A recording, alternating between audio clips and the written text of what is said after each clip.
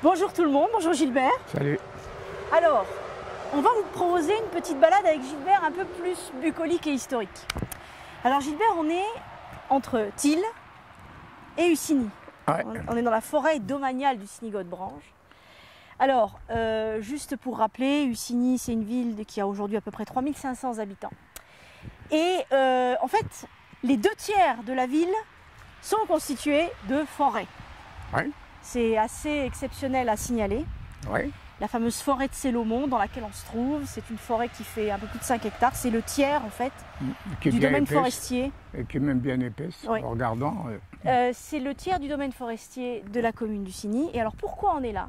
Parce qu'on voudrait proposer à nos amis une petite balade bucolico-historique sur les traces de l'ancienne exploitation du minerai de fer fort dans le secteur d'Ussigny. On va vous raconter un petit peu l'histoire d'Ussigny avec Gilbert. Et on va vous raconter un petit peu, mais sans aller dans la ville, un petit peu le devenir et puis le parcours un petit peu de ce minerai et de cette commune d'Ussigny entre la forêt et la ville. Ah ben on va y aller. Allez, On y va. c'est parti. Ici, la forêt, c'était l'ancienne exploitation du minerai de fer fort. Oui, oui. Avant que la fameuse mine d'Ussigny en 1878 où on ouvre ses portes. Et ici, on était vraiment dans la zone forestière qui a été la première zone d'exploitation du minerai de fer fort. Et alors, l'embêtant, c'est qu'on ne voit pas tellement de... non, il n'y a plus beaucoup de vestiges.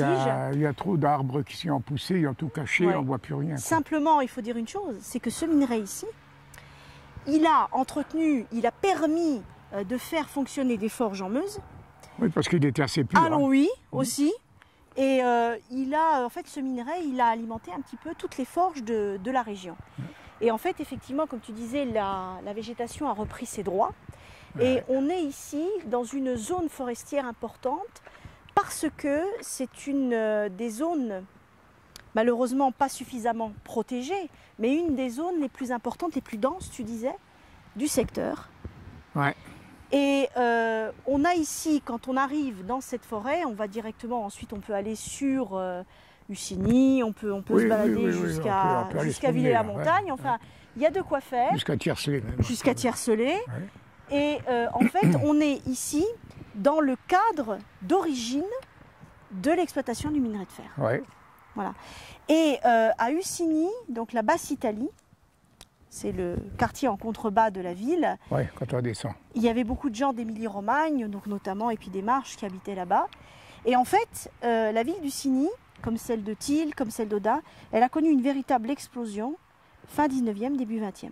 Mais ça a toujours été comme ça. Oui. Hein, on a cherché du matériel, des gens, je dis du matériel. Des directeurs de forge, hein, ouais. Et voilà, il y a beaucoup d'Italiens qui ont été là-bas parce qu'il y avait besoin de monde. Il faut savoir aussi qu'avec la guerre de 14-18, il n'y avait plus tellement d'hommes. Oui, il y a eu beaucoup de pertes. Beaucoup de pertes de ce côté-là, alors il a fallu les remplacer. Et voilà. C'est pour ça qu'il y a des Italiens partout, quoi. Oui, oui. Mais c'est vrai qu'à Ussigny, on en parlait récemment, 3500 habitants, il y a une bonne moitié maintenant, qui était, en 1930, qui était italien. Hein. Oui, c'est comme à Villeroy. Hein. Tout à fait. Les 3/4, c'était italien. On est d'accord là-dessus.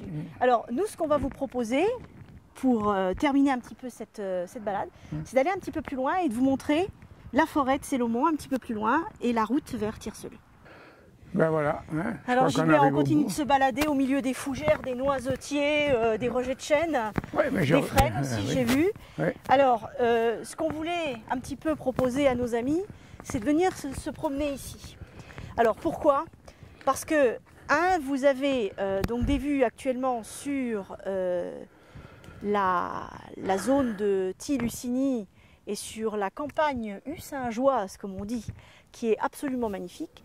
Et puis aussi, c'est un petit retour en arrière parce qu'il faut savoir que l'exploitation, donc je le rappelle, du minerai de fer fort, avant de se faire dans les mines à flanc de coteau, comme on l'a par exemple dans la ville de Ussigny ou à Thil, eh bien, se faisait souvent dans la forêt. Pourquoi? Parce qu'il y avait besoin justement aussi de ce bois. Oui. Ça prenait les deux. Voilà, comme combustible. Comme combustible. Voilà. Exactement. Et avant que ça soit remplacé par le charbon. Donc, venez vous balader, parce que franchement, quand il y a des journées... Si vous avez une journée comme aujourd'hui, ça vaut vraiment le coup. Qui est paradisiaque comme aujourd'hui, vous avez de quoi vous allez vous balader. Et encore une fois, venez dans le PIO, Venez vous promener à l'orée de certaines forêts domaniales, notamment celle de Célomont ici entre Tiercelé, Ussigny et Thil. Et je vous garantis, vous ne serez pas déçus du voyage parce qu'à la fois il y a une balade, j'allais dire, bucolique à faire et historique. On vous dit au revoir et au prochain numéro de Souvenirs du Pays. Ciao à tutti.